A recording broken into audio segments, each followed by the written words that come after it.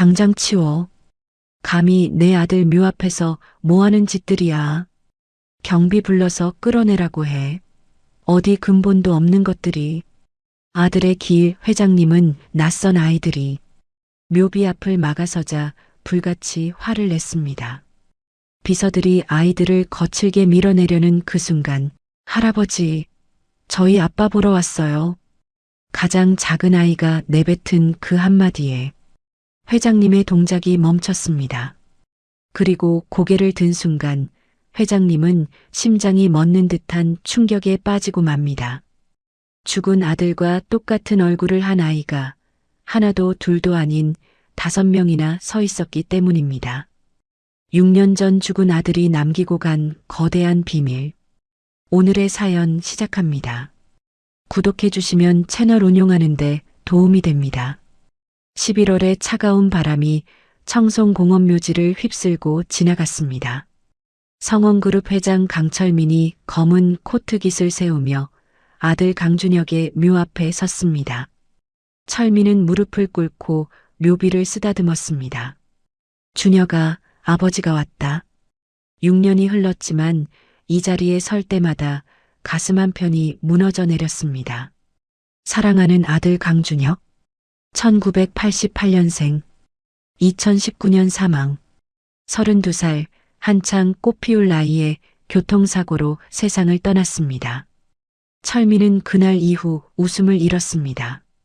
외아들이었던 준혁을 잃고 나니 모든 것이 무의미했습니다. 회장님, 날씨가 너무 춥습니다. 이제 몸 좀 챙기셔야지요. 돌아가시지요. 비서 김 과장이 조심스럽게 말했지만 철민은 고개를 저었습니다. 조금만 더 아들 곁에 있고 싶네. 누가 말려도 소용없네. 철민의 목소리가 바람에 흩어졌습니다. 김 과장은 몇 걸음 물러서서 조용히 기다렸습니다. 그때였습니다. 할아버지, 저 왔어요, 할아버지. 어디선가 아이들의 목소리가 들려왔습니다. 철민이 고개를 들자 5명의 아이들이 묘지 언덕을 올라오고 있었습니다. 앞장선 남자아이가 손을 흔들며 소리쳤습니다. 할아버지, 우리 왔어요. 5명 전부 다. 철민은 눈살을 찌푸렸습니다. 이곳은 일반인이 함부로 들어올 수 없는 특별구역이었습니다. 저 아이들은 대체 누구야? 당장 끌어내. 김 과장이 황급히 나서려 했지만 아이들은 이미 철민 앞까지 달려와 있었습니다. 가장 먼저 도착한 남자아이가 철민의 손을 덥석 잡았습니다. 할아버지, 손이 엄청 차가우세요. 6살 정도로 보이는 아이였습니다. 뒤따라 온 4명의 아이들도 철민 주위를 에워쌌습니다. 할아버지, 저희 몰라요? 준서, 민준, 지후, 하은, 수아요. 우리가 누군지 맞춰보세요. 아이들은 천진난만하게 웃으며 철민을 올려다보았습니다. 철민은 당황스러운 표정으로 아이들을 내려다보았습니다. 너희들은 어디서 온 아이들이냐? 왜 나를 보자마자 할아버지라고 부르는 거야? 여기가 놀이터인 줄 알아. 아이들 뒤에서 한 여자가 숨을 헐떡이며 나타났습니다. 아이들아, 할아버지 손 놓으라고 했지. 왜 말을 안 들어? 30대 초반으로 보이는 여자였습니다. 검소한 외투에 낡은 운동화를 신고 있었지만 단정한 인상이었습니다. 여자는 아이들을 제지하려 했지만 이미 늦었다는 듯 난처한 표정을 지었습니다. 회장님, 죄송합니다. 제가 아이들 교육을 잘못 시켰네요. 시끄럽게 해서 정말 죄송합니다. 여자가 고개 숙여 사과했습니다. 철민은 여자를 찬찬히 살펴보았습니다. 낯선 얼굴이었지만 어딘가 익숙한 느낌이 들었습니다. 당신은 누구요? 이 5 쌍둥이 같은 아이들은 대체 당신하고 무슨 관계인 거요? 저는 윤은지라고 합니다. 회장님, 은지가 떨리는 목소리로 대답했습니다. 그녀는 손에 들고 있던 작은 액자를 꺼내 철민에게 내밀었습니다. 액자 속에는 젊은 남녀가 웃고 있는 사진이 있었습니다. 남자는 강준혁이었고 여자는 바로 눈앞의 윤은지였습니다. 이게 준혁이와 함께 찍은 사진이 맞소? 철민의 목소리가 떨렸습니다. 은지가 고개를 끄덕이며 가방에서 또 다른 서류들을 꺼냈습니다. 네, 저희는 6년 전에 이미 결혼한 사이였습니다. 뭐라고? 결혼을 했다고? 철민의 눈이 커졌습니다. 준혁이 결혼을? 자신도 모르게?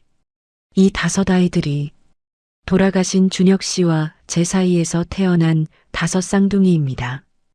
은지의 말에 철민은 비틀거렸습니다. 김 과장이 황급히 철민을 부축했습니다. 말도 안 돼. 준혁이가 결혼을 했다면 이 아버지가 모를 리가 없어. 거짓말하지 마. 회장님께서 저희 결혼을 끝까지 반대하셨습니다. 그래서 준혁 씨는 회장님 몰래 혼인신고를 먼저 했어요. 죄송합니다. 은지가 조용히 말을 이었습니다. 철민의 머릿속이 하얗게 변했습니다. 6년 전 준혁이 어떤 여자를 만난다는 얘기를 들었을 때 자신은 단호하게 반대했었습니다. 재벌가의 며느리로는 적합하지 않다며 냉정하게 거절했습니다. 그 후 준혁은 더 이상 그 여자 이야기를 꺼내지 않았고 철민은 아들이 포기한 줄 알았습니다. 저는 돈 없고 가난한 집안 출신이었습니다. 회장님께서 헤어지라고 하셨을 때 저는 준혁 씨에게 짐이 될까봐 먼저 도망치듯 떠났습니다. 은지의 눈에 눈물이 고였습니다. 하지만 제가 5 쌍둥이를 임신한 걸 알고 준혁 씨가 다시 저를 찾아왔어요. 너무 기뻐서 어쩔 줄 몰라 하면서 비밀로 혼인신고를 하고 작은 월세방을 얻어줬습니다. 철민은 혼인신고서를 펼쳤습니다. 신랑 강준혁, 신부 윤은지. 날짜는 6년 전 8월이었습니다. 출생신고서에는 5 쌍둥이의 이름이 적혀 있었습니다. 강준서, 강민준, 강지후, 강하은, 강수아. 모두 아버지 이름란에 강준혁이라고 적혀 있었습니다. 회장님께서 의심하실까봐 DNA 검사 결과지도 가져왔습니다. 은지가 또 다른 서류를 내밀었습니다. 공인된 병원의 유전자 검사 결과지였습니다. 강준혁과 5 아이들의 부자관계 확률 99.99%. 철민의 손이 떨렸습니다. 이것이 사실이란 말인가? 자신에게 5명의 손주가 있었다는 것이, 그것도 6년 동안이나 모르고 지냈다니. 출산 일주일 후에 준혁 씨가 교통사고를 당하셨어요. 아이고, 내 아들아. 은지의 목소리가 떨렸습니다. 산후조리원에 있는 저와 아이들을 위해 분유랑 기저귀를 사러 가다가 병원에서 운명하는 모습을 지켜봤습니다. 마지막으로 저에게 회장님을 찾아가라고 하셨지만 저는 용기가 없었어요. 철민은 아들의 묘비를 바라보았습니다. 준혁아, 정말이냐? 네가 이런 비밀을 품고 있었단 말이냐? 왜 진작 나를 찾아오지 않았소? 철민이 은지를 쏘아보았습니다. 은지는 고개를 숙였습니다. 두려웠습니다. 회장님께서 저를 어떻게 보실지, 혹시 아이들을 빼앗아 가실지, 그리고 솔직히 말씀드리면 회장님께 원망도 있었습니다. 은지의 목소리에 힘이 실렸습니다.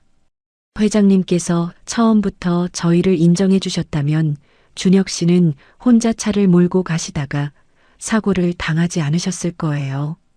그날 준혁 씨는 제게 분유를 사다 주러 가시는 길이었어요. 아이들이 태어났다는 걸 회장님께 말씀드리고 용서를 구하고 싶다고 하시면서 은지의 목소리가 잠시 멈췄습니다. 그래서 저는 아이들만이라도 잘 키우자고 다짐했어요. 준혁 씨의 목까지 살아야 한다고요. 6년 동안 온갖 일을 다 했습니다.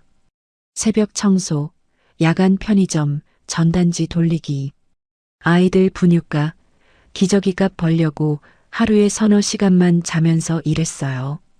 철민은 은지의 거친 손을 보았습니다. 33이라고 하기엔 너무 늙어 보이는 손이었습니다.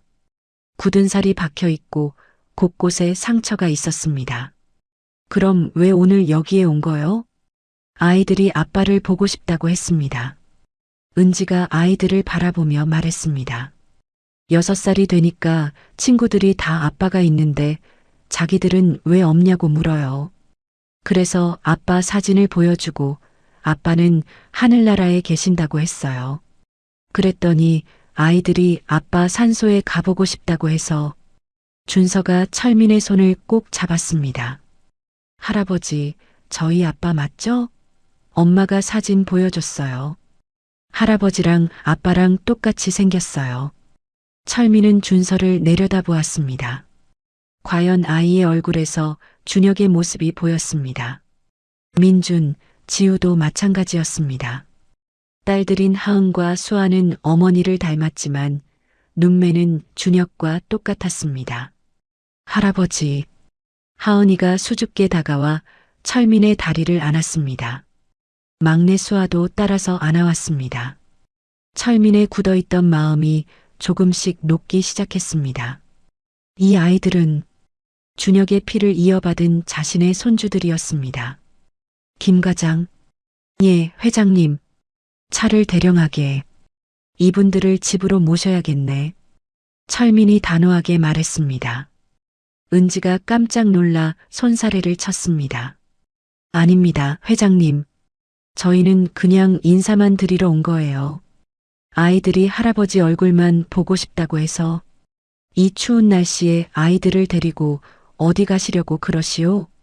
철민의 목소리는 여전히 차갑고 권위적이었지만 그의 눈빛만큼은 부드러웠습니다. 일단 집에 가서 따뜻한 것이라도 먹고 이야기합시다. 은지는 망설였습니다. 하지만 아이들이 좋아하는 모습을 보고는 고개를 끄덕였습니다. 감사합니다, 회장님. 준혁의 묘를 떠나며 철민은 다시 한번 묘비를 돌아보았습니다.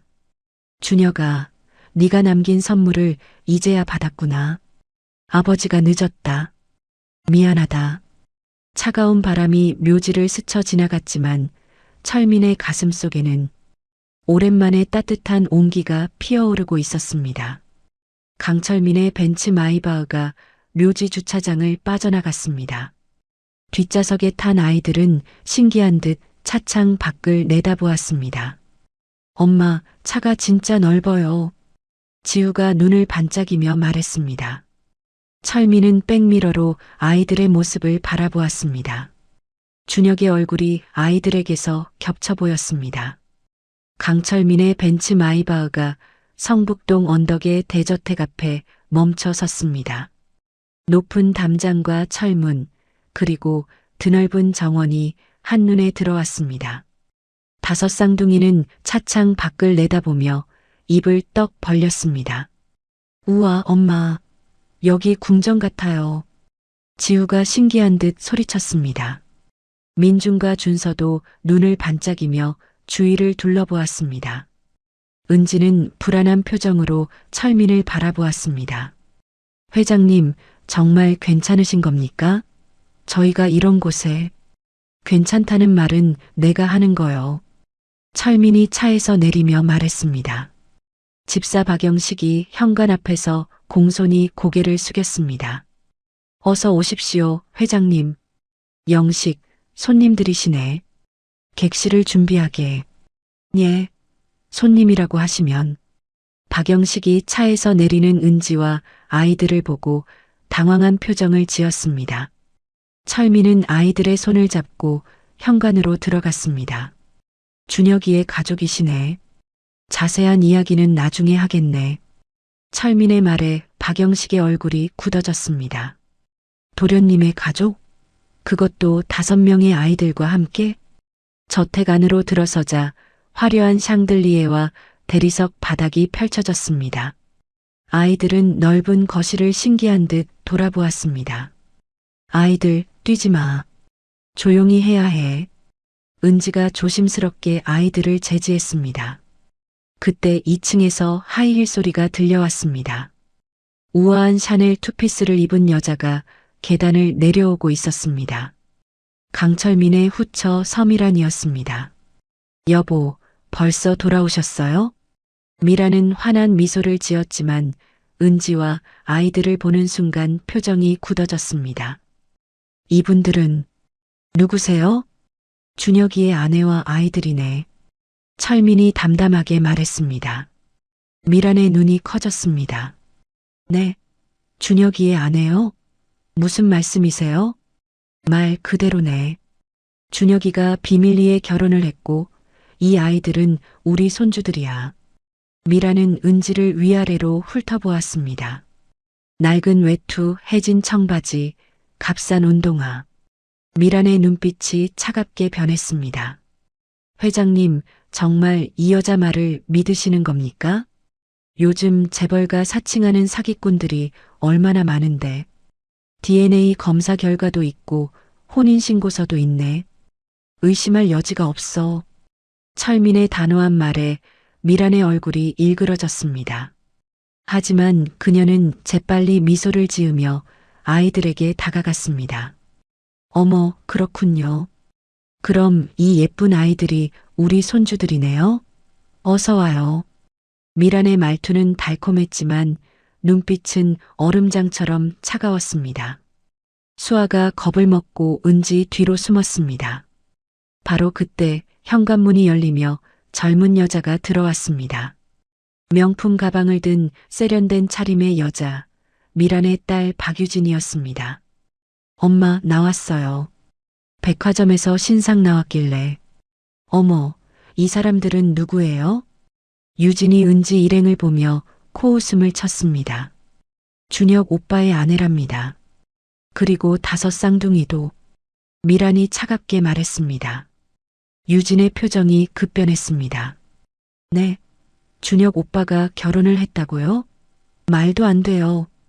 유진아, 조심해서 말해라. 철민이 낮은 목소리로 경고했습니다. 유진은 입을 삐죽거리며 은지를 노려보았습니다. 회장님께서 손주들을 데려오셨으니 우선 쉬게 해드려야겠네요. 영식, 동관 객실을 준비하게. 미란이 억지 미소를 지으며 말했습니다. 아니, 본관 2층 게스트룸으로 안내하게. 철민의 말에 미란의 미소가 굳어졌습니다. 여보, 본관 2층은 저희 가족만 쓰는 공간이잖아요. 게다가 아이들이 5이나 되는데. 내 손주들인데 뭐가 문제인가? 철민의 차가운 목소리에 미라는 더 이상 말을 잇지 못했습니다. 박영식의 안내로 은지와 아이들은 2층 객실로 향했습니다. 넓은 방 2개가 연결된 스위트룸이었습니다. 아이들은 폭신한 침대를 보고 환호성을 질렀습니다. 엄마, 침대가 구름 같아요. 하은이가 침대에 폴짝 뛰어 올랐습니다. 은지는 아이들을 말리려 했지만 철민이 손을 저었습니다. 괜찮네. 아이들이 좋아하는구만. 철민이 처음으로 부드러운 미소를 지었습니다. 은지는 조심스럽게 입을 열었습니다. 회장님, 정말 감사합니다만 저희가 여기 오래 있을 수는 없습니다. 아이들 얼굴만 보여드리고 가려고 했던 건데. 어디 가시려고? 월세방이 있습니다. 작지만 저희 집이. 그 좁은 곳에서 6 식구가 산단 말이오? 철민의 목소리에 안타까움이 묻어났습니다. 은지는 고개를 숙였습니다. 괜찮습니다. 저희는 그렇게 살아왔으니까요. 하지만 이제는 다르네. 이 아이들은 성원가의 정식 후계자들이야. 제대로 된 환경에서 자라야 해. 후계자라니요? 회장님, 저는 그런 것 바라지 않습니다. 그냥 아이들이 할아버지를 알았으면 했을 뿐이에요. 은지가 손사래를 쳤습니다. 철민은 창밖을 바라보았습니다. 나도 처음엔 그저 손주들 얼굴이나 보고 싶었네. 하지만 생각해보니 내가 이 아이들에게 해줄 수 있는 게 많아. 교육도 환경도 미래도 말이야. 회장님, 준혁이가 못다한 아버지 노릇, 내가 할아버지로서 대신하고 싶네. 철민의 진심 어린 말에 은지의 눈시울이 붉어졌습니다. 바로 그때 노크 소리가 들렸습니다. 회장님, 저녁 식사 준비되었습니다. 박영식 집사 목소리였습니다. 철민은 은지와 아이들을 이끌고 1층 식당으로 내려갔습니다. 긴 테이블에는 이미 미란과 유진이 앉아 있었습니다. 그리고 그 옆에는 정장 차림의 중년 남자가 있었습니다. 유진의 남편이자 성원그룹 전무 박민수였습니다. 아, 회장님, 오셨습니까? 민수가 공손하게 일어나 인사했습니다. 하지만 그의 눈빛은 은지 일행을 경계하고 있었습니다. 이분들이 소문으로 들은 소문이 아니라 사실이네. 내 손주들이야. 철민이 아이들을 자리에 앉히며 말했습니다. 하인들이 음식을 나르기 시작했습니다. 아이들은 진수성찬을 보고 눈이 휘둥그레졌습니다. 엄마, 이거 다 먹어도 돼요? 민준이 조심스럽게 물었습니다. 은지가 고개를 끄덕이자 아이들은 조심스럽게 음식을 입에 넣기 시작했습니다. 식사 예절도 모르는군요. 유진이 비꼬듯 중얼거렸습니다. 은지의 얼굴이 붉어졌습니다. 유진아. 철민이 날카롭게 꾸짖었습니다. 유진은 입을 다물었지만 여전히 불만스러운 표정이었습니다. 민수가 나지막이 입을 열었습니다. 회장님, 실례지만 DNA 검사를 다시 한번 해보시는 게 어떻겠습니까? 전문기관을 통해서 말입니다. 무슨 소리야? 요즘 서류 위조가 워낙 교묘해서요. 만에 하나 사기일 수도. 민수. 철민이 젓가락을 탁 내려놓았습니다. 내가 직접 확인했네. 더 이상 그런 말 하지 말게. 긴장된 침묵이 식탁을 감쌌습니다. 아이들은 겁을 먹고 숟가락을 멈췄습니다. 은지가 아이들을 토닥이며 다시 먹으라고 속삭였습니다. 미란이 억지 미소를 지으며 말했습니다. 여보, 민수 말에도 일리가 있어요. 우리 성원가의 명예가 걸린 문제잖아요. 확실하게 해두는 게 나중을 위해서도 좋지 않을까요? 철민은 미란을 차갑게 쳐다보았습니다. 명예는 진실 위에 세워지는 거야. 이 아이들이 내 손주라는 건 이미 확인했네. 하지만 이 이야기는 여기서 끝이야. 철민의 단호한 말에 미란은 입을 다물었습니다. 하지만 그녀의 눈빛에는 분노와 질투가 가득했습니다. 저녁 식사가 끝나고 은지는 아이들을 데리고 방으로 돌아갔습니다. 아이들을 재우고 나서 은지는 창밖을 바라보았습니다. 화려한 저택, 값비싼 가구들, 그리고 차가운 사람들. 은지의 가슴 속에 불안이 밀려왔습니다. 과연 자신들이 여기에 있어도 되는 걸까? 준혁이 살아있었다면 어땠을까? 은지는 가방에서 준혁의 사진을 꺼내보았습니다. 같은 시각 미란의 방에서는 미란과 유진, 민수가 모여 있었습니다. 저 여자와 애들을 어떻게든 내쫓아야 해. 미란이 낮은 목소리로 말했습니다. 제가 사설 탐정을 동원하겠습니다. 뒷조사를 철저히 하면 뭐라도 나오겠죠. 민수가 차분하게 대답했습니다. 그리고 DNA 검사도 다시 해야 해. 우리가 선정한 병원에서 말이야. 미란이 유진을 바라보았습니다. 유진아, 네가 아이들 머리카락 좀 채취할 수 있겠니? 유진이 주저하다가 고개를 끄덕였습니다. 해볼게요, 엄마. 세 사람은 밤늦도록 모의를 계속했습니다. 은지와 아이들을 몰아내기 위한 계획들이 하나씩 세워졌습니다. 밤은 깊어갔지만 은지는 쉽게 잠들 수 없었습니다. 이곳에서의 싸움은 이제 시작일 뿐이었습니다. 일주일이 지났습니다. 은지와 아이들은 여전히 철민의 저택에 머물고 있었습니다. 아이들은 넓은 정원에서 뛰어놀며 점차 적응해 갔지만 은지는 여전히 불편한 시선들을 견뎌내야 했습니다. 이른 아침 철민은 서재에서 서류를 검토하고 있었습니다. 그때 박영식이 조심스럽게 문을 두드렸습니다. 회장님, 손님이 오셨습니다. 누군가? 한태성 변호사님이십니다. 철민의 얼굴이 환해졌습니다. 태성이가? 어서 모셔오게. 잠시 후 백발의 노신사가 서재로 들어왔습니다. 준혁의 절친이었던 변호사 한태성이었습니다. 두 사람은 굳게 악수를 나눴습니다. 자네를 보니 반갑네. 저도 그렇습니다, 회장님. 그런데 오늘 찾아온 이유가 따로 있습니다. 태성은 가방에서 두꺼운 봉투를 꺼냈습니다. 준혁이가 제게 맡긴 겁니다. 만약 자신에게 무슨 일이 생기면 회장님께 전해달라고 했습니다. 철민은 떨리는 손으로 봉투를 받았습니다. 봉투 안에는 편지와 몇 장의 문서가 들어 있었습니다. 아버지께 이 편지를 읽으신다면 저는 이미 세상에 없을 것입니다. 아버지께 말씀드리지 못한 게 있습니다. 저는 은지와 결혼했고 곧 아이가 태어납니다. 5 쌍둥이입니다. 아버지, 제발 은지와 아이들을 지켜주십시오. 제가 못다한 사랑을 아버지께서 대신 베풀어 주십시오. 철민의 눈에서 눈물이 흘러내렸습니다. 준혁이 그 녀석? 끝까지 나를 걱정했구나. 태성이 조용히 말했습니다. 준혁이는 회장님을 누구보다 사랑했습니다. 다만 사랑하는 방식이 달랐을 뿐이죠. 내가 너무 완고했네. 은지 씨가 어떤 집안 출신인지, 얼마나 가난한지만 따졌지. 준혁이의 마음은 헤아리지 못했어. 철민이 자책하듯 말했습니다. 태성은 또 다른 서류를 꺼냈습니다. 그리고 이것은 준혁이가 작성한 유언장입니다. 정식으로 공증받은 문서입니다.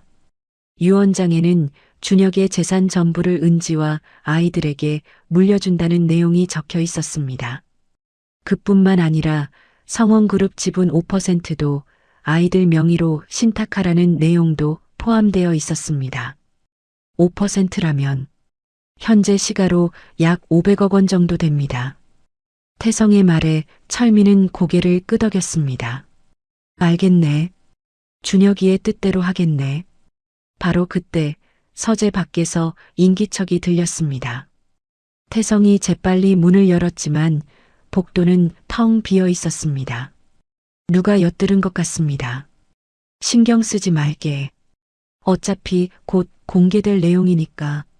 하지만 철민은 미심쩍은 표정을 지었습니다. 복도 모퉁이에 숨어있던 유진은 급히 미란의 방으로 달려갔습니다. 엄마, 큰일 났어요. 유진이 숨을 헐떡이며 문을 열었습니다. 미란과 민수가 유진을 쳐다보았습니다. 왜 그래? 500억이래요. 그리고 회사 지분 5%까지. 유진이 흥분한 목소리로 말했습니다. 뭐? 그게 무슨 소리야? 준혁 오빠가 유언장을 남겼대요. 저 여자랑 애들한테 재산이랑 지분을 다 준다고요. 미란의 얼굴이 창백해졌습니다. 500억이라고? 그 여자와 애들한테 500억을 준다고? 민수가 침착하게 계산기를 두드렸습니다. 문제는 그게 아닙니다. 성원그룹 지분 5%가 넘어간다면 경영권 구도가 완전히 바뀝니다. 그게 무슨 소리야? 현재 회장님이 35%, 저를 포함한 전문 경영인들이 15%, 기관 투자자들이 50%입니다.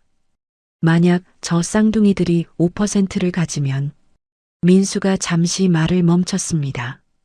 회장님이 은퇴하시거나 유고 시 저 아이들이 캐스팅 보트를 쥐게 됩니다. 그 여자가 후견인 자격으로 의결권을 행사할 테니까요. 미란의 얼굴이 분노로 일그러졌습니다. 그럼 우리는 어떻게 되는 거야? 유진이 넌 회장님 의붓딸이잖아. 당연히 네가 회사를 물려받아야 하는 거 아니야? 법적으로는 상속권이 없어요, 어머니. 회장님과 전혀 혈연 관계가 없으니까요. 유진이 울먹이며 말했습니다. 민수가 유진의 손을 잡았습니다. 그래서 제가 그동안 회장님께 잘 보이려고 노력했던 겁니다. 언젠가는 저를 후계자로 지목하실 거라 믿었는데 이대로 당할 순 없어. 미란이 결연한 표정으로 말했습니다. 저 여자의 정체를 파헤쳐야 해. 분명히 뭔가 있을 거야. 가난한 집 출신이 갑자기 나타나서 재벌 며느리 행세를 한다? 수상하다고. 어머니, 하지만 DNA 검사 결과도 있고 혼인신고서도 있잖아요. 그런 건 얼마든지 조작할 수 있어. 민수, 당신이 사람 좀 풀어봐요. 저 여자 뒷조사 철저히 하라고. 민수가 고개를 끄덕였습니다. 알겠습니다. 제가 아는 사설 탐정한테 맡기겠습니다. 그리고 아이들 DNA 검사를 다시 해야 해. 우리 쪽 병원에서 말이야. 미란이 위험한 눈빛을 보였습니다. 유진이 불안한 표정으로 물었습니다. 그런데 어떻게 아이들 머리카락을 채취해요? 네가 친절하게 다가가는 거지. 아이들이랑 친해지는 척하면서. 사흘 후 아침 은지와 아이들이 정원에서 산책하고 있었습니다. 봄꽃이 피어나기 시작한 정원은 아름다웠습니다. 아이들은 나비를 쫓으며 즐겁게 뛰어놀았습니다. 엄마, 여기 꽃 진짜 예뻐요. 하은이가 장미를 가리키며 소리쳤습니다. 은지가 미소를 지으려는 순간 유진이 다가왔습니다. 아이들 정말 예쁘네요.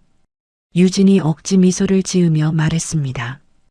은지는 경계의 눈빛으로 유진을 바라보았습니다. 감사합니다. 은지 씨, 저희가 처음엔 좀 무례했던 것 같아요. 사과드려요. 유진의 갑작스러운 태도, 변화에 은지는 당황했습니다. 아, 괜찮습니다. 앞으로 잘 지내요. 아이들도 제가 잘 돌봐줄게요. 유진이 수아에게 다가가 머리를 쓰다듬었습니다. 그 순간 재빨리 수아의 머리카락 몇 올을 뽑아냈습니다. 아야. 수아가 작게 소리를 냈지만 유진은 아무렇지 않다는 듯 웃었습니다. 어머, 미안해요. 머리에 벌레가 있는 줄 알았어요. 유진은 주머니에 머리카락을 넣고는 서둘러 자리를 떴습니다. 은지는 이상한 느낌을 지울 수 없었습니다. 일주일 후 오후 철민이 은지를 서재로 불렀습니다. 은지 씨, 앉으시게. 무슨 일이신지요, 회장님? 준혁이가 남긴 유언장을 집행하려고 하네. 자네와 아이들에게 상속될 재산이 있어. 철민이 서류를 내밀었습니다. 은지는 서류를 보고 깜짝 놀랐습니다. 이렇게 큰 돈을. 안 됩니다, 회장님. 저는 그런 걸 바라고 온 게 아닙니다. 나도 알고 있네. 하지만 이건 준혁이의 뜻이야. 거절할 수 없네. 하지만 다른 가족분들이 뭐라고 하실지 신경 쓸 필요 없네. 이건 준혁이의 재산이고 준혁이가 자네와 아이들에게 주고 싶어 했던 거야. 바로 그때 서재 문이 벌컥 열렸습니다. 미란과 민수가 급하게 들어왔습니다. 회장님, 잠깐만요. 미란이 숨을 헐떡이며 소리쳤습니다. 무슨 일인가? 저 여자 사기꾼입니다. 미란이 은지를 가리키며 외쳤습니다. 은지의 얼굴이 창백해졌습니다. 뭐라고? 민수가 조사했습니다. 이 여자 과거에 남자들 상대로 결혼 사기를 친 전력이 있어요. 민수가 서류를 내밀었습니다. 철민이 서류를 받아들고 읽기 시작했습니다. 은지는 믿을 수 없다는 표정으로 고개를 저었습니다. 그건 거짓말입니다. 거짓말? 여기 증거가 다 있는데? 미란이 비웃었습니다. 서류에는 윤은지라는 이름으로 된 사기 전과 기록과 여러 남자들과 찍은 사진들이 있었습니다. 이건 제가 아닙니다. 동명이인이에요. 은지가 절규했습니다. 하지만 사진 속 여자는 은지와 놀랄 만큼 닮아 있었습니다. 그리고 이것 좀 보세요, 회장님. 민수가 또 다른 서류를 꺼냈습니다. 아이들 DNA 검사를 다시 했습니다. 결과가 부정입니다. 뭐? 철민의 목소리가 떨렸습니다. 아이들이 준혁 씨의 친자식이 아니라는 겁니다. 처음 제출한 DNA 검사 결과는 조작된 거예요. 은지는 주저앉으며 고개를 저었습니다. 아니에요. 그럴 리가 없어요. 아이들은 분명 준혁 씨. 회장님 속으신 겁니다. 이 여자는 준혁 씨가 돌아가신 걸 이용해서 회장님께 접근한 사기꾼이에요. 미란이 승리의 미소를 지으며 말했습니다. 철민은 서류를 내려다보았습니다. 그의 손이 떨리고 있었습니다. 은지 씨. 철민이 은지를 바라보았습니다. 그 눈빛에는 배신감과 분노가 섞여 있었습니다. 설명을 해보시게. 이게 대체 어떻게 된 일인가? 은지는 울먹이며 고개를 들었습니다. 하지만 무슨 말을 해야 할지 알 수 없었습니다. 모든 증거가 자신에게 불리했습니다. 은지는 바닥에 주저앉아 눈물을 흘렸습니다. 철민의 차가운 눈빛, 미란의 비웃음, 민수의 냉소적인 표정. 모든 것이 악몽 같았습니다. 회장님, 정말 아닙니다. 저는 사기꾼이 아닙니다. 그럼 이 증거들을 어떻게 설명할 건가? 철민이 서류를 내던지며 물었습니다. 은지는 서류를 집어들었습니다. 사진 속 여자는 분명 자신과 닮았지만 자신이 아니었습니다. 그리고 DNA 검사 결과. 이건 조작된 게 분명했습니다. 회장님, 제가 조사를 의뢰한 병원은 서울대 병원입니다. 국내 최고 권위의. 민수가 자신감 있게 말했습니다. 거기서 나온 결과인데 뭘 더 확인하시겠습니까? 저희가 처음 검사한 병원에 다시 가보면. 은지가 떨리는 목소리로 말했지만 미란이 비웃었습니다. 그 병원도 당신이 매수한 거 아니에요? 이제 와서 무슨. 닥쳐. 철민이 큰 소리로 외쳤습니다. 방안이 고요해졌습니다. 나 혼자 생각 좀 하겠네. 모두 나가보게. 하지만 회장님, 나가라고 했네. 철민의 호통에 미란과 민수는 어쩔 수 없이 방을 나갔습니다. 은지도 일어서려 했지만 철민이 손을 들어 제지했습니다. 은지 씨는 남으시게. 둘만 남자. 철민은 깊은 한숨을 쉬었습니다. 솔직히 말해보시게. 당신이 정말 준혁이를 사랑했소? 은지가 고개를 들었습니다. 눈물로 범벅이 된 얼굴이었지만 그 눈빛만큼은 진실했습니다. 네, 목숨보다 사랑했습니다. 지금도 준혁 씨를 생각하면 가슴이 아픕니다. 그럼 아이들은? 준혁 씨의 아이들이 맞습니다. 제 목숨을 걸고 맹세합니다. 은지의 단호한 말에 철민은 그녀의 눈을 깊이 들여다보았습니다. 오랜 세월 사람을 다뤄온 그의 직감이 말하고 있었습니다. 이 여자는 거짓말을 하고 있지 않다고. 회장님, 저는 6년 동안 아이들을 키우면서 단 한 번도 회장님을 찾지 않았습니다. 만약 제가 돈을 노렸다면 진작에 찾아왔겠죠. 그건 아이들이 아빠 얼굴을 보고 싶다고 해서 묘지에 갔을 뿐입니다. 회장님을 만날 줄도 몰랐어요. 그냥 아이들에게 아빠가 어떤 분이었는지 알려주고 싶었을 뿐입니다. 은지의 목소리는 진심으로 가득했습니다. 철민은 창밖을 바라보았습니다. 태성 변호사를 부르겠네. 그 사람이라면 진실을 밝혀낼 수 있을 거야. 다음 날 아침 한태성이 다시 저택을 찾았습니다. 철민은 어젯밤 상황을 설명했고 태성은 심각한 표정으로 고개를 끄덕였습니다. 명백한 조작입니다, 회장님. 어떻게 그렇게 확신하나? 제가 6년 전 직접 준혁이와 은지 씨의 결혼식 주례를 섰습니다. 비록 작은 예식장이었지만 분명히 두 사람이 결혼했습니다. 태성이 가방에서 사진을 꺼냈습니다.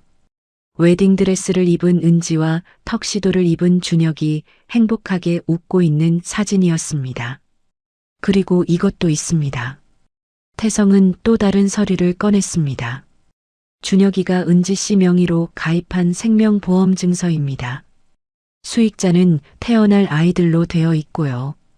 그리고 이건 준혁이가 매달 은지 씨께 송금한 통장 내역입니다. 철민은 서류들을 하나하나 살펴보았습니다. 6년 전부터 준혁이 꾸준히 은지에게 생활비를 보냈다는 기록이 있었습니다. 그리고 가장 중요한 건 태성이 USB를 꺼내 노트북에 꽂았습니다. 화면에 준혁의 모습이 나타났습니다. 동영상이었습니다. 아버지, 이 영상을 보고 계신다면 저는 이미 세상에 없을 겁니다. 영상 속 준혁이 카메라를 향해 말했습니다. 저는 은지와 결혼했습니다. 곧 아이가 태어날 예정입니다. 의사 선생님 말로는 5 쌍둥이래요. 놀랍죠? 저도 처음엔 믿을 수 없었어요. 준혁이 환하게 웃었습니다. 아버지, 은지는 정말 좋은 사람입니다. 가난하지만 마음이 따뜻하고 약하지만 강인한 사람이에요. 제가 사랑한 유일한 여자입니다. 제발 은지와 아이들을 지켜주세요. 그것이 제 마지막 소원입니다. 영상이 끝났습니다. 철민의 눈에서 눈물이 흘러내렸습니다. 준혁아, 회장님, 누군가 의도적으로 은지 씨를 모함하고 있습니다. 그 DNA 검사 결과는 조작된 거예요. 태성의 말에 철민은 고개를 끄덕였습니다. 알고 있네. 내 직감도 그렇게 말하고 있어. 바로 그때 문이 벌컥 열리며 미란이 들어왔습니다. 여보, 무슨 말씀을 하시는 거예요? 증거가 명백한데. 당신이 조작한 거 아닌가? 철민의 날카로운 질문에 미란의 얼굴이 굳어졌습니다. 뭐라고요? 제가 왜 그런 짓을? 재산 때문이지. 은지 씨와 아이들이 상속받을 돈이 아까웠던 거 아닌가? 미라는 당황한 표정으로 부인했습니다. 말도 안 돼요. 저는 그저 회장님이 사기꾼에게 당하실까봐 걱정했을 뿐이에요. 그럼 당신이 의뢰한 DNA 검사 어느 병원에서 했지? 서울대 병원이라고 했잖아요. 거짓말. 태성이 노트북을 돌려 미란에게 보여주었습니다. 화면에는 민수가 어떤 남자와 만나는 CCTV 영상이 나왔습니다. 이 사람은 누구지요? 박민수 전무가 사흘 전에 만난 사람입니다. 강남의 한 사설병원 원장이더군요. 돈만 주면 뭐든지 조작해주는 걸로 유명한 사람입니다. 미란의 얼굴이 창백해졌습니다. 이건 민수. 철민이 큰 소리로 불렀습니다. 잠시 후 민수가 황급히 들어왔습니다. 회장님, 당신이 DNA 검사를 조작했나? 아닙니다. 저는 CCTV에 다 찍혔네. 변명하지 말게. 철민의 차가운 목소리에 민수는 땀을 흘렸습니다. 죄송합니다. 하지만 이것도 회사를 위해서. 회사를 위해? 내 손주들을 사기꾼으로 만드는 게 회사를 위한 일인가? 철민이 벌떡 일어났습니다. 당장 짐 싸서 나가게. 당신은 오늘부로 해고야. 회장님. 민수가 무릎을 꿇었지만 철민은 고개를 돌렸습니다. 그리고 미란. 여보. 이혼 서류를 준비하겠네. 당신과는 더 이상 같이 살 수 없어. 미란의 얼굴이 하얗게 질렸습니다. 유진이 급히 방으로 들어와 어머니를 붙잡았습니다. 회장님, 제발. 어머니를. 유진 씨도 함께 나가시게. 이 집에 당신들이 있을 자리는 없네. 철민의 단호한 말에 세 사람은 더 이상 할 말이 없었습니다. 그날 오후 철민은 은지를 다시 서재로 불렀습니다. 은지는 불안한 표정으로 들어왔습니다. 앉으시게. 철민의 목소리는 이전과 달리 부드러웠습니다. 은지 씨, 미안하네. 내가 자네를 의심했어. 아닙니다, 회장님. 저야말로. 아니야. 나는 또다시 똑같은 실수를 할 뻔했네. 6년 전에 자네와 준혁이를 갈라놓은 것처럼 이번에도 자네를 내쫓을 뻔했어. 철민이 은지의 손을 잡았습니다. 진심으로 사과하네. 그리고 앞으로는 자네를 내 진짜 며느리로 대하겠네. 은지의 눈에서 눈물이 흘러내렸습니다. 감사합니다, 아버님. 철민이 미소를 지었습니다. 며느리가 자신을 아버님이라고 부르는 소리가 이렇게 따뜻하게 들릴 줄이야. 태성 변호사가 준혁이의 유언장 집행을 도와줄 거야. 자네와 아이들이 받을 재산을 정리하겠네. 아버님, 저는 정말 돈이 필요해서 온 게 아니에요. 알고 있네. 하지만 이건 준혁이의 뜻이야. 거절하지 말게. 은지는 고개를 끄덕였습니다. 그리고 이제부터 이 집이 자네와 아이들의 집이야. 편하게 지내도록 하게. 정말 감사합니다. 그때 문이 열리며 5 쌍둥이가 우르르 들어왔습니다. 할아버지, 아이들이 철민에게 달려들었습니다. 철민은 처음으로 환하게 웃으며 아이들을 안아주었습니다. 그래, 우리 손주들. 할아버지가 미안했다. 할아버지, 왜 미안해요? 준서가 고개를 갸웃거렸습니다. 아니다. 이제부터는 할아버지가 너희를 잘 돌봐줄게. 와, 할아버지 최고. 아이들이 환호했습니다. 은지는 그 모습을 보며 조용히 미소 지었습니다. 저녁 식사 시간, 식탁에는 은지와 아이들, 그리고 철민과 한태성만 앉아 있었습니다. 미랑과 유진, 민수는 짐을 싸서 집을 떠난 후였습니다. 아버님, 이렇게까지 하셔도 되는 건가요? 은지가 조심스럽게 물었습니다. 괜찮네. 그 사람들은 나를 사랑한 게 아니라 내 재산을 사랑했어. 진작에 정리했어야 했는데 늦었네. 철민이 담담하게 말했습니다. 할아버지, 우리는 할아버지를 사랑해요. 하은이가 철민의 팔을 껴안았습니다. 수아도 따라서 안겨왔습니다. 나도 너희를 사랑한다. 우리 손주들. 철민의 얼굴에 진심 어린 미소가 피어났습니다. 6년 만에 처음으로 느끼는 진정한 행복이었습니다. 태성이 와인잔을 들어 올렸습니다. 축하합니다, 회장님. 진정한 가족을 되찾으셨습니다. 고맙네, 태성. 모두가 잔을 부딪혔습니다. 아이들은 주스로 건배했습니다. 밤하늘에는 별이 반짝이고 있었습니다. 은지는 창밖을 바라보며 마음속으로 중얼거렸습니다. 준혁 씨, 보고 계시죠? 우리 이제 정말 가족이 됐어요. 1년 6개월이 흘렀습니다. 계절은 봄을 지나 초여름으로 접어들고 있었습니다. 성북동 저택의 정원에는 형형색색의 꽃들이 만개했습니다. 5 쌍둥이의 웃음소리가 정원 가득 울려 퍼졌습니다. 할아버지, 이거 봐요. 제가 그린 그림이에요. 하은이가 도화지를 들고 철민에게 달려왔습니다. 도화지에는 할아버지와 5 아이들이 손을 잡고 있는 그림이 그려져 있었습니다. 오, 우리 하은이 그림 솜씨가 늘었구나. 철민은 무릎을 굽혀 하은이와 눈높이를 맞추며 그림을 자세히 들여다보았습니다. 예전에 차갑고 권위적이던 모습은 온데간데 없었습니다. 이제 그는 손주들을 세상에서 가장 사랑하는 다정한 할아버지였습니다. 할아버지, 저희 오늘 유치원에서 발표회 한대요. 준서가 뛰어오며 소리쳤습니다. 그래, 무슨 발표를 하는데? 저는 태권도 시범을 보이고 민준이는 피아노 연주를 해요. 철민의 얼굴에 자랑스러운 미소가 번졌습니다. 그럼 할아버지도 꼭 가야지. 정말요? 약속? 아이들이 환호했습니다. 은지가 거실에서 나와 아이들을 바라보며 미소 지었습니다. 그녀의 모습도 1년 반 전과는 완전히 달라져 있었습니다. 깔끔하게 손질한 머리, 단정한 원피스, 그리고 무엇보다 얼굴에 생기가 돌았습니다. 아이들아, 할아버지 너무 괴롭히지 마라. 괜찮네, 며느리.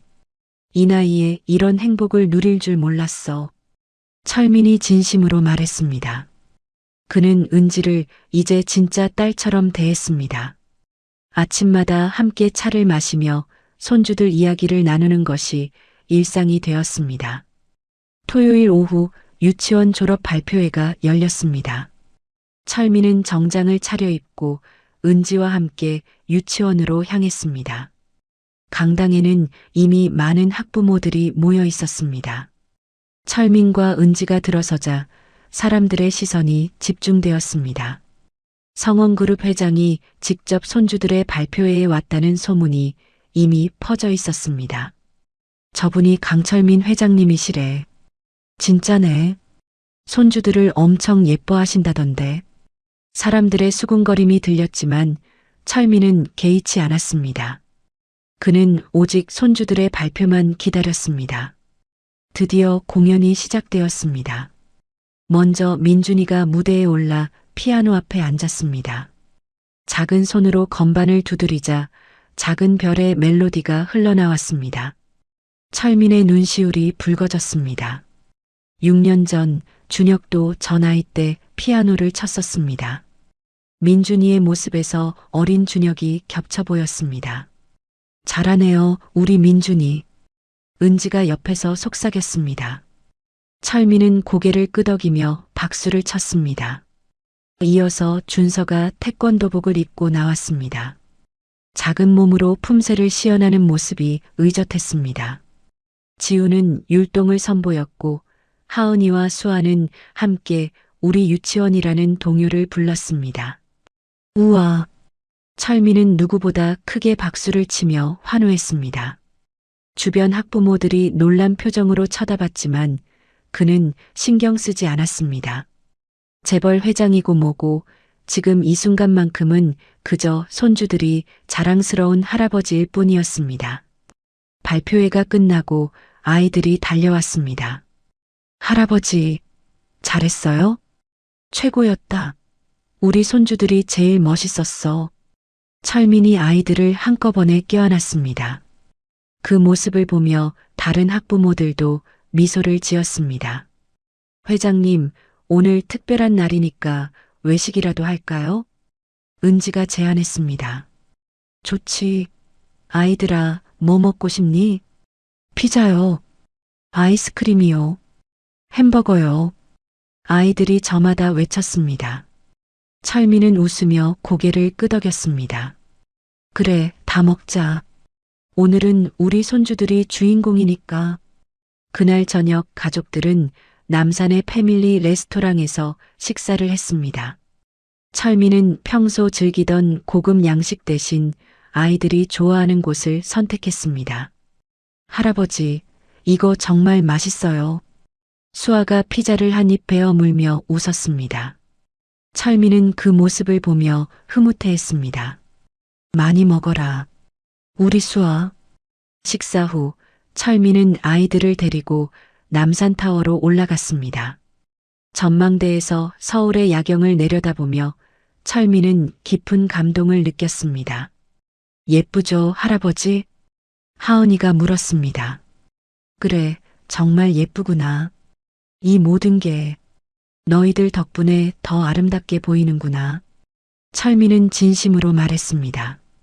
6년 전 준혁을 잃고 세상이 온통 어둡기만 했었습니다. 하지만 이제는 달랐습니다. 손주들이 있었고 며느리가 있었고 다시 찾은 가족이 있었습니다. 아버님, 은지가 조용히 다가왔습니다. 준혁 씨도 지금 저희를 보고 있을 거예요. 하늘에서 웃고 계실 거예요. 철민은 고개를 끄덕였습니다. 밤하늘의 별들이 유난히 밝게 빛나고 있었습니다. 다음 날 아침 철민은 일찍 일어나 정원을 산책했습니다. 여름 햇살이 따스하게 내리쬐는 아침이었습니다. 아버님, 벌써 일어나셨어요? 은지가 차를 들고 나왔습니다. 응, 날씨가 너무 좋아서 말이야. 두 사람은 정원 벤치에 나란히 앉았습니다. 아버님, 정말 감사합니다. 저희에게 이런 삶을 주셔서요. 무슨 소리야? 내가 더 고맙지. 이 나이에 이런 행복을 느낄 줄 몰랐어.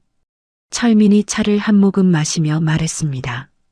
준혁이를 잃고 나서 5년 동안은 정말 지옥 같았네. 회사 일로 정신없이 살았지만 집에 돌아오면 너무 외로웠어. 미란과 재혼한 것도 그 외로움 때문이었지. 아버님. 하지만 그 사람들은 날 사랑한 게 아니었어. 내 재산을 사랑했을 뿐이지. 자네와 아이들을 만나고 나서야 진짜 가족이 뭔지 알았네. 은지의 눈에 눈물이 맺혔습니다. 아버님도 저희에게 진짜 가족이세요. 준혁 씨가 그렇게 아버님을 사랑했던 이유를 이제 알 것 같아요. 철민이 은지의 손을 꽉 잡았습니다. 며느리, 앞으로도 잘 부탁하네. 내가 죽을 때까지 이 아이들 할아버지로 살게 해주게. 아버님, 무슨 말씀을. 오래오래 사셔야죠. 두 사람이 대화를 나누는 동안 아이들이 하나둘 일어나 정원으로 나왔습니다. 할아버지, 엄마. 아이들이 달려와 안겼습니다. 철민은 5 아이들을 품에 안으며 이 순간이 영원했으면 좋겠다고 생각했습니다. 그날 온 가족이 에버랜드로 놀러 갔습니다. 철민은 68세의 재벌 회장 신분을 잊고 아이들과 함께 놀이기구를 탔습니다. 회전목마, 티컵, 바이킹까지. 할아버지, 저 회전목마 타고 싶어요. 수아가 손을 잡아 끌었습니다. 그래, 타자. 철민은 수아와 함께 회전목마에 올랐습니다. 주변 사람들이 놀라워했지만 철민은 개의치 않았습니다. 회전목마가 돌아가는 동안 철민은 수아의 웃는 얼굴을 바라보았습니다. 이 아이들의 웃음을 지켜주는 것. 그것이 자신이 남은 인생에서 해야 할 가장 중요한 일이라고 생각했습니다. 저녁이 되어 집으로 돌아왔을 때 아이들은 피곤해서 차 안에서 모두 잠들어 있었습니다. 철민과 은지는 아이들을 하나씩 안아 방으로 옮겼습니다. 오늘 정말 행복했어요, 아버님. 은지가 말했습니다. 나도 그래. 오늘이 내 인생에서 가장 행복한 날이었던 것 같아. 철민은 진심으로 말했습니다. 그리고 그것은 사실이었습니다. 성원그룹을 일으키고 재산을 모으고 성공한 사업가가 되었지만 진정한 행복은 바로 이 순간 가족들과 함께하는 이 시간에 있었습니다. 밤, 철민은 침대에 누워 천장을 바라보았습니다. 가슴이 따뜻했습니다. 오랜만에 느끼는 평온함이었습니다. 준혁아, 내 덕분에 아버지가 다시 살아갈 이유를 찾았구나. 고맙다, 아들아. 그날 밤 철민은 6년 만에 처음으로 악몽 없이 편안하게 잠들었습니다. 행복한 꿈을 꾸며. 하지만 최근 며칠 동안 가끔씩 느껴지던 어지럼증과 두통이 있었습니다. 철민은 그것을 나이 탓이라고 생각하며 대수롭지 않게 넘겼습니다. 이렇게 행복한데 무슨 문제가 있겠습니까? 2주 후 어느 날 아침이었습니다. 철민은 침대에서 일어나려다 갑자기 심한 어지럼증에 휩싸였습니다. 이마에서 식은땀이 흘러내렸습니다. 철민은 침대 모서리를 붙잡고 간신히 균형을 잡았습니다. 최근 몇 주 동안 가끔씩 어지럼증을 느꼈지만 대수롭지 않게 넘겼습니다. 하지만 오늘은 달랐습니다. 어지럼증과 함께 극심한 두통이 밀려왔습니다. 철민은 비틀거리며 화장실로 향했습니다. 거울 속 자신의 얼굴은 창백했습니다. 눈 밑에는 짙은 다크서클이 드리워져 있었습니다. 체중도 많이 빠진 것 같았습니다. 회장님, 박영식 집사가 방문을 두드리며 외쳤습니다. 아침 식사 준비되었습니다. 알았네. 철민은 힘겹게 대답하고 옷을 갈아입었습니다. 식당으로 내려가자 은지와 아이들이 이미 자리에 앉아 있었습니다. 아버님, 안녕히 주무셨어요? 은지가 환하게 웃으며 인사했습니다. 하지만 곧 그녀의 표정이 굳어졌습니다. 아버님, 안색이 안 좋으신데요. 괜찮으세요? 응, 괜찮네. 그냥 조금 피곤한 것 같아. 철민은 억지 미소를 지으며 자리에 앉았습니다. 아이들이 시끌벅적하게 떠들었지만 오늘따라 그 소리가 머리를 울렸습니다. 할아버지, 오늘 유치원에서 소풍 간대요. 준서가 신나게 말했지만 철민은 제대로 대답하지 못했습니다. 그래, 좋겠구나. 아버님, 정말 괜찮으세요? 병원에 가보시는 게 괜찮다니까. 며느리는 걱정이 너무 많아. 철민은 고개를 저었지만 손에 든 포크가 떨리고 있었습니다. 은지는 그 모습을 놓치지 않았습니다. 아침 식사를 마치고 철민은 회사로 출근했습니다. 하지만 차 안에서도 계속 어지럼증이 밀려왔습니다. 회장님, 얼굴이 너무 안 좋으십니다. 병원으로 모실까요? 운전기사 김 과장이 백미러로 철민을 보며 물었습니다. 아니, 회사로 가게. 하지만 괜찮다니까? 철민이 짜증스럽게 대답했습니다. 사실 그도 자신의 상태가 심상치 않다는 걸 알고 있었습니다. 하지만 인정하고 싶지 않았습니다. 지금 이렇게 행복한데, 지금 이 아이들과 함께 있는데 무슨 문제가 있을 리 없다고 스스로를 설득했습니다. 회사에 도착해 회의를 진행하던 중이었습니다. 회장님, 3분기 실적 보고를 드리겠습니다. 상무의 말이 계속되었지만 철민의 귀에는 제대로 들리지 않았습니다. 시야가 흐릿해지고 숨쉬기가 힘들어졌습니다. 회장님? 회장님? 그때였습니다. 철민의 몸이 앞으로 고꾸라졌습니다. 회장님, 119 불러. 회의실이 순식간에 아수라장이 되었습니다. 은지는 유치원에서 아이들을 데리고 오는 길에 전화를 받았습니다. 네, 아버님이 쓰러지셨다고요? 은지의 얼굴이 창백해졌습니다. 급히 아이들을 한태성 변호사에게 맡기고 병원으로 달려갔습니다. 서울대 병원 응급실. 은지가 도착했을 때 철민은 이미 응급처치를 받고 중환자실로 옮겨진 후였습니다. 환자 보호자분이십니까? 의사가 다가왔습니다. 은지는 떨리는 목소리로 대답했습니다. 네, 며느리입니다. 아버님 상태가 어떠신가요? 의사의 표정이 심각했습니다. 일단 안정은 찾으셨습니다. 하지만 정밀 검사를 해봐야겠지만 뇌에 종양이 있는 것으로 보입니다. 은지는 그 자리에서 주저앉을 뻔했습니다.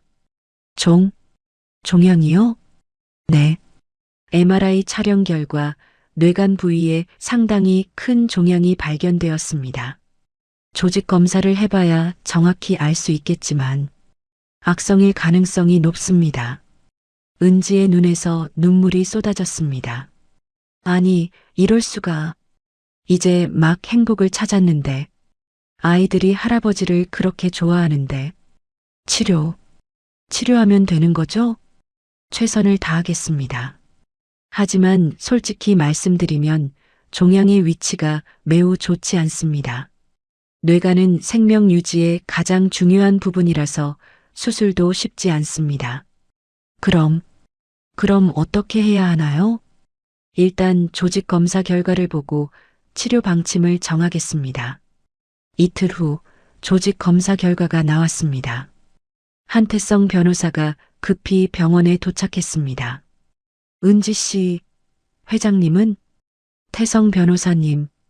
은지는 울면서 상황을 설명했습니다. 뇌암이래요. 교모세포종이라고. 뇌암 중에서도 가장 악성도가 높은 종양이래요. 태성의 얼굴도 창백해졌습니다. 생존율은 어떻게 되나요? 의사가 조심스럽게 대답했습니다. 적극적으로 치료해도 5년 생존율이 10% 미만입니다. 회장님의 경우 종양의 크기가 크고 위치가 좋지 않아서 솔직히 말씀드리면 1년을 넘기기 힘들 수 있습니다.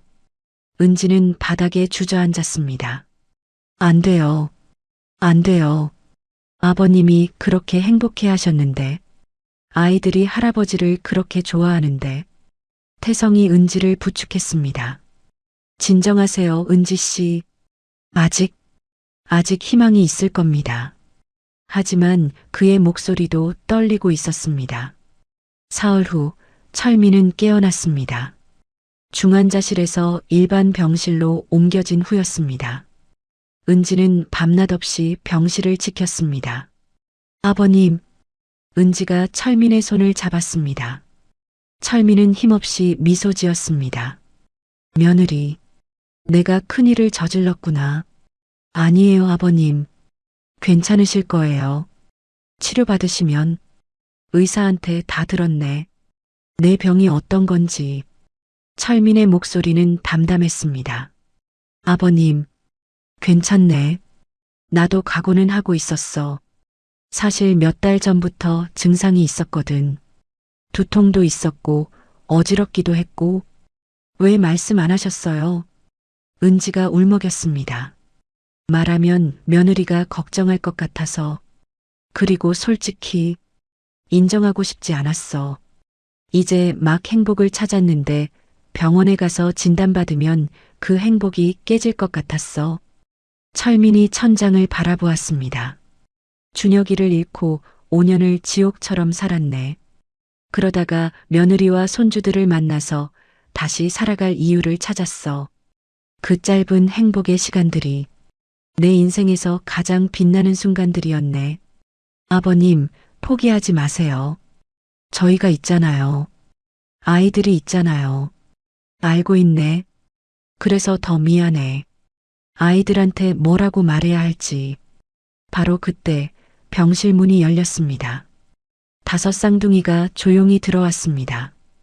태성 변호사가 데려온 것이었습니다. 할아버지, 준서가 침대 옆으로 다가왔습니다. 아이들의 얼굴에는 걱정이 가득했습니다. 우리 손주들. 철민이 손을 뻗었습니다. 아이들이 달려와 할아버지의 손을 잡았습니다. 할아버지, 아파요? 하은이가 물었습니다. 응, 조금 아프네. 하지만 우리 손주들 보니까 벌써 나은 것 같구나. 철민이 애써 미소 지었습니다. 할아버지, 빨리 나으셔야 돼요. 우리랑 약속했잖아요. 다음 달에 초등학교 입학식 오시기로요. 민준이가 말했습니다. 철민의 눈에서 눈물이 흘러내렸습니다. 그래. 할아버지가 약속 지킬게. 꼭. 아이들은 할아버지를 위해 준비해온 그림들을 보여주었습니다. 할아버지가 빨리 낫기를 바라는 그림들이었습니다. 할아버지 사랑해요. 수아가 할아버지의 뺨에 뽀뽀했습니다. 철민은 아이들을 하나하나 안아주었습니다. 은지는 그 모습을 보며 조용히 울었습니다. 의사는 1년도 힘들다고 했습니다. 이제 겨우 행복을 찾았는데 이렇게 짧은 시간밖에 주어지지 않다니. 아이들이 돌아간 후 철민은 은지를 불렀습니다. 며느리, 부탁이 있네. 말씀하세요, 아버님. 내가 만약 못 견디게 되면 아이들한테 할아버지는 하늘나라로 여행 갔다고 말해주게. 아빠처럼. 아버님.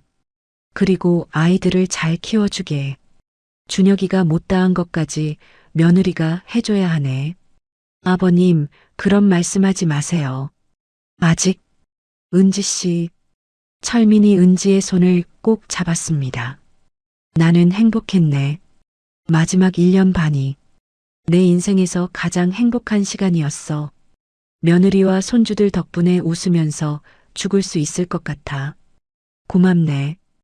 은지는 소리내어 울었습니다. 복도에서는 태성 변호사도 눈물을 닦고 있었습니다. 병실 창밖으로 석양이 지고 있었습니다. 아름다운 노을이었지만 그 노을은 어쩐지 슬프게 느껴졌습니다. 철민의 투병 생활이 시작되었습니다. 의사들은 적극적인 항암 치료와 방사선 치료를 권유했습니다. 수술은 종양의 위치상 너무 위험하다는 판단이었습니다. 회장님, 솔직히 말씀드리면 완치는 어렵습니다. 하지만 치료를 받으시면 생명을 조금이라도 연장할 수 있습니다. 담당 교수가 조심스럽게 말했습니다. 얼마나 더 살 수 있을까요? 철민이 담담하게 물었습니다. 치료가 잘 되면 1년에서 1년 반 정도. 그 정도면 충분하네. 철민은 고개를 끄덕였습니다. 1년이면 손주들이 초등학교에 입학하는 걸 볼 수 있을 것입니다. 그것으로 충분했습니다. 항암 치료가 시작되었습니다. 첫 치료 후 철민은 심한 구토와 탈모 증상을 겪었습니다. 머리카락이 빠지고 체중이 급격히 줄었습니다. 한때 카리스마 넘치던 재벌 회장의 모습은 온데간데 없고 병색이 완연한 노인만이 남았습니다. 아버님, 은지는 철민의 곁을 한시도 떠나지 않았습니다. 밤낮으로 간호하며 약을 챙기고 식사를 도왔습니다. 며느리, 집에 가서 쉬어야지. 아이들도 보고 싶을 텐데. 괜찮아요. 태성 변호사님이 아이들 봐주시기로 했어요. 은지는 철민의 이마에 찬 수건을 갈아주며 말했습니다. 미안하네. 이렇게 폐를 끼쳐서. 무슨 말씀을 하세요? 아버님은 저희에게 그 이상을 해주셨잖아요. 항암 3차 치료를 마친 어느 날 아이들이 병문안을 왔습니다. 할아버지. 아이들은 할아버지의 변한 모습에 놀랐지만 티를 내지 않으려 애썼습니다. 할아버지, 저희가 편지 써왔어요. 준서가 편지 봉투를 내밀었습니다. 철민은 떨리는 손으로 편지를 열었습니다. 할아버지께. 할아버지 보고 싶어요. 빨리 나와서 집에 오세요. 우리 할아버지랑 놀고 싶어요. 사랑해요. 준서 올림. 5통의 편지 모두 비슷한 내용이었습니다. 철민의 눈에서 눈물이 흘러내렸습니다. 우리 손주들. 할아버지가 힘내야지. 너희들 때문에 할아버지가 힘이 나는구나. 할아버지, 이거 드세요. 하은이가 직접 만든 쿠키를 내밀었습니다. 비록 모양은 제각각이었지만 정성이 가득 담긴 쿠키였습니다. 우와, 우리 하은이가 만들었구나. 할아버지가 잘 먹을게. 철민은 쿠키를 한 입 베어 물었습니다. 항암 치료 부작용으로 입맛이 없었지만 손주가 만든 쿠키는 달콤했습니다. 그날 밤 철민은 은지를 불렀습니다. 며느리, 나 결심했네. 무슨 결심이요, 아버님? 끝까지 싸워볼 거야. 손주들을 위해서라도 하루라도 더 살아야겠어. 은지의 얼굴이 환해졌습니다. 아버님, 의사 선생님이 1년 반이라고 했지? 나는 2년을 살 거야. 아니, 3년을 살 거야. 손주들이 초등학교 가는 것도 보고 운동회도 가고 졸업식도 가야지. 철민의 눈빛에 강한 의지가 서려 있었습니다. 은지는 눈물을 흘리며 고개를 끄덕였습니다. 3개월이 흘렀습니다. 철민은 고통스러운 치료 과정을 견뎌냈습니다. 6차례의 항암 치료와 30회의 방사선 치료. 그 과정은 지옥 같았지만 철민은 포기하지 않았습니다. 손주들이 보내온 편지와 그림을 병실 벽에 붙여놓고 힘들 때마다 그것들을 보며 버텼습니다. 회장님, 검사 결과 나왔습니다. 담당 교수가 밝은 표정으로 들어왔습니다. 종양이 30% 정도 줄었습니다. 예상보다 치료 반응이 좋습니다. 정말입니까? 은지가 놀라며 물었습니다. 네. 이 정도면 매우 고무적인 결과입니다. 계속 이렇게 치료하면 더 좋아지실 수 있습니다. 철민은 천장을 바라보며 감사의 기도를 올렸습니다. 준혁아, 네가 도와주는 거지? 아버지에게 조금만 더 시간을 주는 거지? 며느리 들었지? 할아버지 이기고 있어. 네, 아버님. 정말 다행이에요. 은지는 기쁨의 눈물을 흘렸습니다. 그날 저녁 아이들에게 좋은 소식을 전하자 아이들은 환호했습니다. 할아버지가 이기고 있대요. 할아버지 최고. 아이들은 유치원에서 할아버지를 위한 응원 깃발을 만들어 왔습니다. 할아버지 파이팅! 할아버지 사랑해요. 5개의 깃발에는 아이들의 정성이 가득했습니다. 다음 병문안 날 아이들은 깃발을 들고 병실로 들어왔습니다. 할아버지, 파이팅! 아이들의 목소리에 힘이 넘쳤습니다. 철민은 웃으며 아이들을 안아주었습니다. 고맙다, 우리 손주들. 할아버지가 더 힘낼게. 의료진들도 철민의 회복 의지에 놀라워했습니다. 보통 이 나이에 교모세포종 진단을 받으면 대부분 치료를 포기하는데 철민은 달랐습니다. 고통스러운 치료 과정도 묵묵히 견뎌냈습니다. 회장님, 비결이 뭡니까? 어떻게 이렇게 잘 버티시는지 간호사가 물었습니다. 손주들이 있어서요. 저 아이들 때문에 죽을 수가 없어요. 철민이 병실 벽에 그림들을 가리키며 말했습니다. 6개월 후 철민은 퇴원할 수 있었습니다. 종양은 50% 이상 줄었고 증상도 많이 호전되었습니다. 물론 완치된 것은 아니었지만 일상생활은 가능한 수준이 되었습니다. 아버님, 집에 가요. 은지가 휠체어를 밀며 말했습니다. 그래, 집에 가자. 우리 손주들이 기다리고 있겠지. 집에 도착하자 아이들이 현관 앞에서 기다리고 있었습니다. 할아버지, 우리 할아버지 돌아왔다. 아이들이 일제히 달려왔습니다. 철민은 휠체어에서 일어나 아이들을 안아주었습니다. 할아버지 왔다. 보고 싶었어, 우리 손주들. 그날 저녁 온 가족이 함께 식사를 했습니다.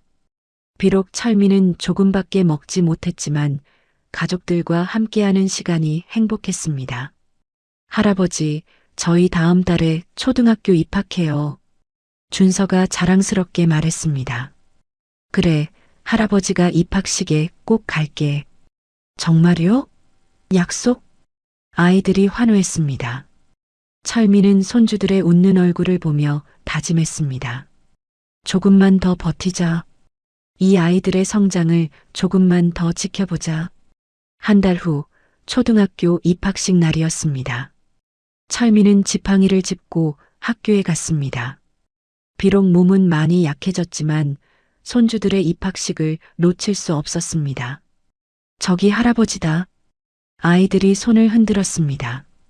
새 교복을 입은 모습이 너무나 의젓했습니다. 우리 손주들 정말 멋지구나.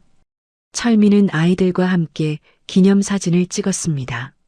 사진 속 철민의 얼굴은 수척했지만 그의 미소만큼은 세상에서 가장 행복해 보였습니다. 입학식이 끝나고 집으로 돌아오는 길, 철민은 은지에게 말했습니다. 며느리, 나 한 가지 소원이 있네. 무엇이든 말씀하세요, 아버님. 준혁이 산소에 가고 싶어?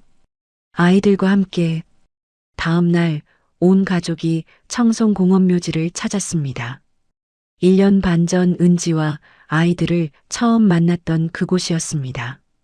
준혁아, 아버지 왔다. 철민은 묘 앞에 무릎을 꿇었습니다. 내 가족 잘 지켜봤다. 며느리는 정말 훌륭한 사람이야. 내 눈이 정말 높았구나. 그리고 손주들. 정말 예쁘게 잘 컸어. 네가 살아있었다면 얼마나 자랑스러워했을까. 철민의 목소리가 떨렸습니다. 아버지가 조금 일찍 갈 것 같다. 하지만 걱정하지 마라. 며느리와 손주들은 이제 혼자서도 잘 살아갈 수 있어. 내가 모든 걸 정리해놨으니까. 은지가 옆에서 눈물을 흘렸습니다. 아이들도 따라서 울었습니다. 그날 밤 철민은 한태성을 불렀습니다. 태성 유언장을 새로 쓰고 싶네. 회장님, 내 재산 전부를 은지 씨와 손주들에게 물려주고 싶어. 그리고 성원그룹은 손주들이 성인이 될 때까지 자니가 후견인 자격으로 전문 경영인들을 감독하고 주요 결정을 내려달라. 저는 경영자가 아닙니다, 회장님. 알고 있네. 하지만 자네는 정직하고 신뢰할 수 있는 사람이야. 태성은 고개를 숙였습니다. 명심하겠습니다, 회장님. 그리고 은지 씨에게 철민이 편지 한 통을 내밀었습니다. 내가 떠난 후에 전해주게. 내 진심을 담은 편지야. 5개월 후 가을이 깊어지던 어느 날이었습니다. 철민의 상태가 급격히 악화되기 시작했습니다. 종양이 다시 커졌습니다. 내성이 생겨 항암제가 더 이상 듣지 않았습니다. 더 이상 할 수 있는 게 없습니다. 의사가 고개를 숙였습니다. 철민은 고개를 끄덕였습니다. 알고 있었습니다. 자신의 시간이 얼마 남지 않았다는 것을. 의사가 더 이상 할 수 있는 게 없다고 선언한 날이었습니다. 철민은 힘없이 은지에게 말했습니다. 며느리, 아이들을 데려와 주게. 은지는 눈물을 참으며 고개를 끄덕였습니다. 잠시 후 초등학교 1학년이 된 5쌍둥이가 병실로 들어왔습니다. 아이들은 할아버지의 수척한 모습에 놀랐지만 티를 내지 않으려 애썼습니다. 할아버지, 준서가 조심스럽게 다가왔습니다. 철민은 힘겹게 손을 들어 손주들을 불렀습니다. 우리 사랑하는 손주들. 철민의 목소리는 가늘었지만 아이들 하나하나를 바라보는 눈빛만큼은 따뜻했습니다. 할아버지가 곧 여행을 떠날 것 같구나. 하늘나라로. 너희 아빠 계신 곳으로 가는 거야. 할아버지, 어디 가세요? 하은이가 울먹이며 물었습니다. 아빠한테 가는 거야. 할아버지가 너희 아빠 많이 보고 싶었거든. 철민이 힘겹게 미소 지었습니다. 할아버지, 가지 마세요. 우리랑 계속 있어요. 수아가 할아버지의 손을 꼭 잡았습니다. 철민의 눈에서 눈물이 흘러내렸습니다. 할아버지도 너희랑 더 있고 싶단다.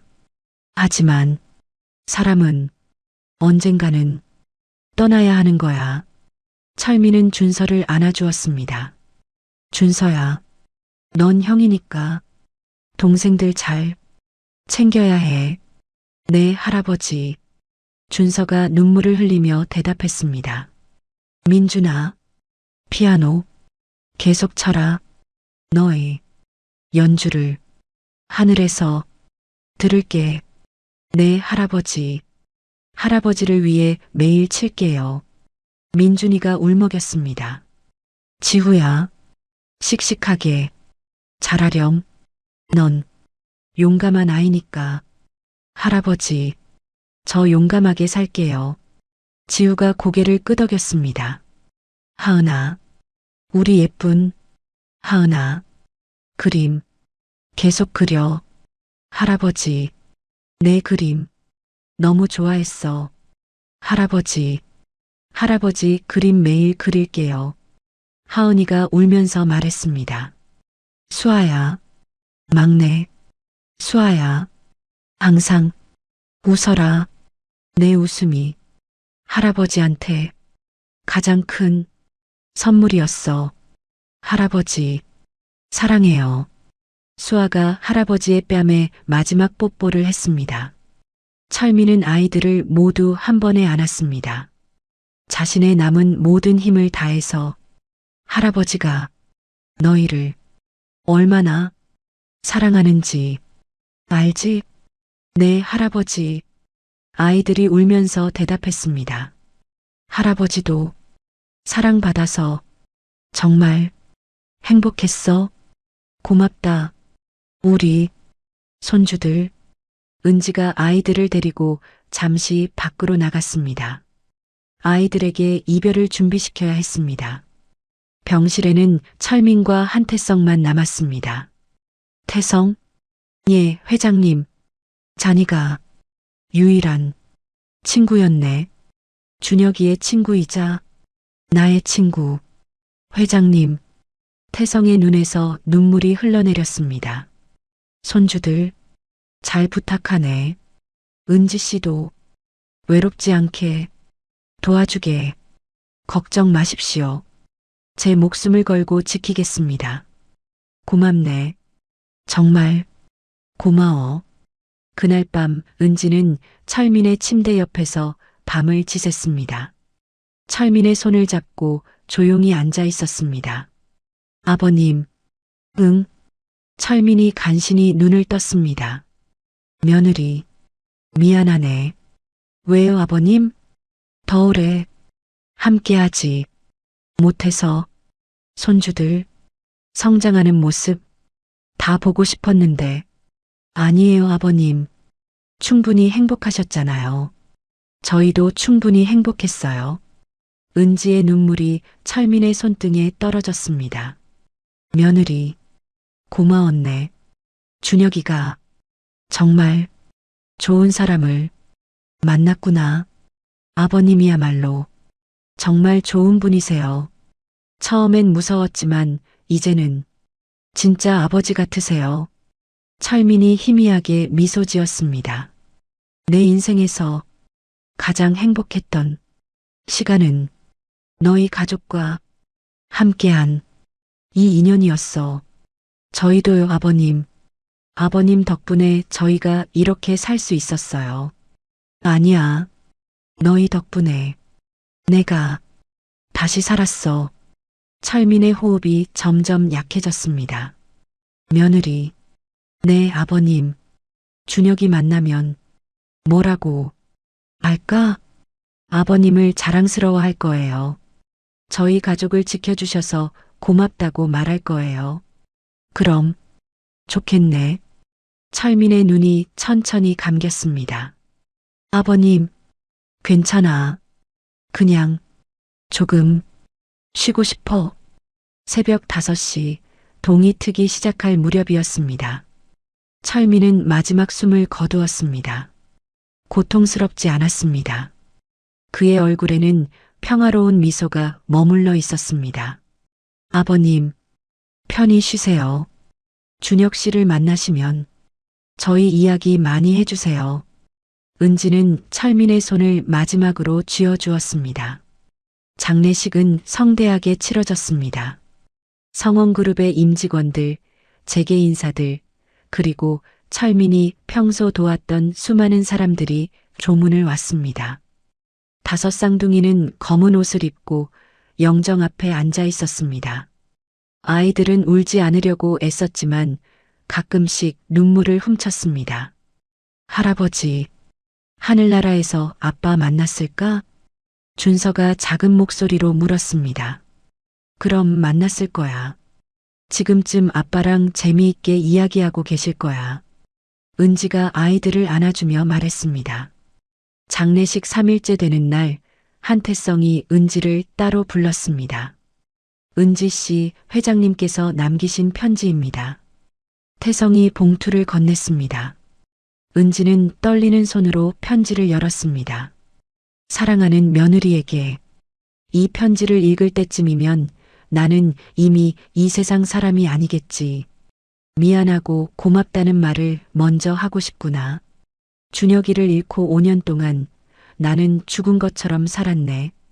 하지만 자네와 손주들을 만나고 나서 나는 다시 살아났네. 비록 2년이라는 짧은 시간이었지만 그 시간이 내 인생에서 가장 빛나는 시간이었어. 며느리, 손주들을 잘 키워주게. 그리고 자네도 행복하게 살아주게.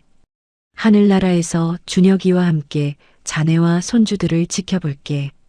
사랑하는 마음을 담아 아버지 강철민 올림. 은지는 편지를 읽으며 소리내어 울었습니다. 태성이 그녀의 어깨를 토닥였습니다. 회장님께서 정말 행복하셨습니다. 은지 씨와 아이들 덕분에 저희도 정말 행복했어요. 일주일 후 은지와 아이들은 청송공원묘지를 찾았습니다. 철민의 묘는 준혁의 묘 바로 옆에 마련되어 있었습니다. 할아버지, 저희 왔어요. 아이들이 묘 앞에 꽃을 놓았습니다. 할아버지, 아빠 만났어요? 재미있게 이야기하고 계세요? 준서가 물었습니다. 은지는 2개의 묘비를 바라보았습니다. 여보, 아버님, 저희 잘 살게요. 걱정 마세요. 아이들 잘 키워서 훌륭하게 만들게요. 바람이 불어와 나뭇잎들을 흔들었습니다. 마치 두 사람이 대답하는 것 같았습니다. 1년 후였습니다. 은지는 철민의 뜻을 이어받아 강준혁 장학재단을 설립했습니다. 어려운 환경에 다자녀 가정을 돕는 재단이었습니다. 철민이 남긴 재산의 상당 부분을 재단에 기부했습니다. 엄마, 이거 할아버지가 좋아하실까요? 준서가 물었습니다. 그럼 엄청 좋아하실 거야. 아빠도 좋아하실 거고. 아이들은 건강하게 자라고 있었습니다. 준서는 2학년 반장이 되었고 민준이는 피아노 대회에서 금상을 받았습니다. 지우는 태권도 유단자가 되었고 하은이는 그림 대회에서 대상을 받았습니다. 수아는 여전히 밝게 웃으며 모두를 행복하게 만들었습니다. 어느 봄날, 봄꽃이 만개한 날이었습니다. 온 가족이 다시 묘지를 찾았습니다. 할아버지, 아빠, 저희 잘 지내요. 할아버지 덕분에 저희 정말 행복해요. 고맙고 사랑해요. 아이들이 차례로 인사했습니다. 은지는 두 개의 묘비를 바라보며 미소 지었습니다. 비록 두 사람은 떠났지만 그들의 사랑은 여전히 이 가족을 지키고 있었습니다. 하늘 어딘가에서 철민과 준혁이 함께 미소 지으며 가족들을 바라보고 있었습니다. 아들아, 잘했지? 네, 아버지. 정말 고맙습니다. 제 가족을 지켜주셔서. 아니야. 나야말로 고맙다. 내 가족 덕분에 내가 다시 살았으니까. 두 사람은 하늘에서 영원히 가족을 지켜볼 것입니다. 그리고 그 사랑은 세대를 넘어 계속 이어질 것입니다. 은지는 아이들의 손을 잡고 묘지를 떠났습니다. 뒤돌아보니 봄바람이 두 개의 묘비를 부드럽게 감싸고 있었습니다. 새로운 계절이 시작되었습니다. 슬픔을 딛고 일어선 가족에게 희망찬 내일이 펼쳐지고 있었습니다. 차가운 묘지에서 우연히 만난 할아버지와 손주들의 인연은 이렇게 아름다운 사랑의 이야기로 완성되었습니다. 강철민 회장은 아들을 잃고 5년 동안 지옥 같은 시간을 보냈지만 5 쌍둥이 손주들을 만나면서 다시 살아갈 이유를 찾았습니다. 비록 2년이라는 짧은 시간이었지만 그 시간은 그의 인생에서 가장 빛나는 순간이었습니다. 윤은지는 6년 동안 홀로 아이들을 키우며 힘겨운 삶을 살았지만 결국 진정한 가족을 만났습니다. 그리고 그 사랑은 아이들에게로 이어져 세대를 넘어 계속될 것입니다. 사랑하는 사람을 잃는다는 것은 고통스러운 일입니다. 하지만 그 사랑의 기억은 남은 사람들의 가슴 속에서 영원히 살아 숨쉽니다. 준혁과 철민이 남긴 사랑처럼 말입니다. 이야기를 끝까지 들어주신 분이 계시다면 잘 들었다고 댓글 하나만 남겨주세요. 감사합니다.